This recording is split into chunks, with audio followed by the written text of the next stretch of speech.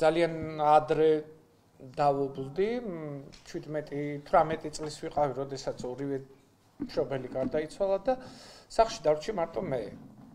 ლანჩხუთის მუნიციპალიტეტში იშვიათად იყო ოჯახი, სადაც ერთი ოჯახის წევრი იყო, მაგრამ დღეს მინდა გითხრათ, რომ ძალიან ბევრი ვართ ოჯახში, იმიტომ რომ ჩემს გვერდით ცხოვრობს ძალადობა გამოვლილი ბავშვები. უბრალოდ საბუთები ვერ წამოვიღე, ოფიციალურ საბუთები, იმიტომ რომ შაბათ-კვირა იყო და სოციალურმა სამსახურმა ვერ გადმოგცა ეს საბუთები.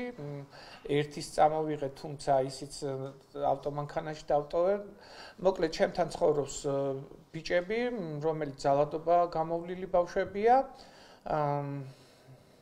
ვცდილობ, რომ პროფესია მოუძებნო, ვცდილობ, რომ ვუმკურნალო და 2024 წლის მაისში, როდესაც აღდგომის დღესასწაულზე დედაჩემისა და მამაჩემის საფლავზე მივდიოდით, ჩემთან ერთად იყო ჩემი ბიჭიც, ლევანი და თავს დაგვესხე.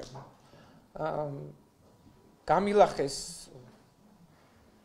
ძლივს გადარჩენილი ბიჭი, რომელზეც მე ჩემი არასოდეს არ მithქვია. არასოდეს ძალიან ბევრი წარმატება მოსულა ჩემს თავს, მაგრამ არასოდეს არ მithქვია, რომ მე დედაჩემის და მამაჩემის სიყვარულის დროს შეძენილი და გაკეთებული სახლი გავყიდე სხვისი შვილისთვის და ვუმკურნალე. და ის დღეს ჩემთან ცხოვრობს, საოცარ მესიჯებს წერს და მინდა გითხრათ, რომ მე ჩემ თავს არ ვეკუთვნი, მე არ ვცხოვრობ ისე, როგორც ლადო აფხაზავას უნდოდა ცხოვრება, მე ვცხოვრობ ამ ბავშვებისთვის.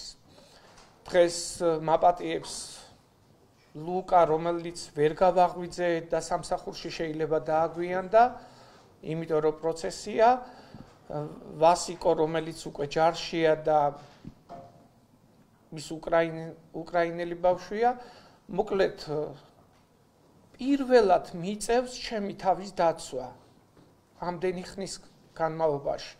არასოდეს დამიჯერეთ, თავი არასოდეს არ დამიცვია, მაგრამ დღეს იძულებული ვარ დავიცვა.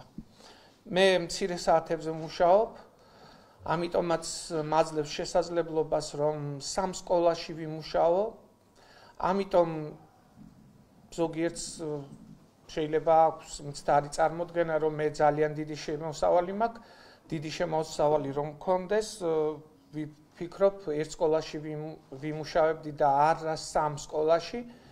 მიწევს ერთი სკოლიდან გადარბენა მეორე სკოლაში და რამდენიმე კილომეტრების გავლა. ველოსიპედი მქონდა და ისიც მომპარეს და ფეხი დავდივარ.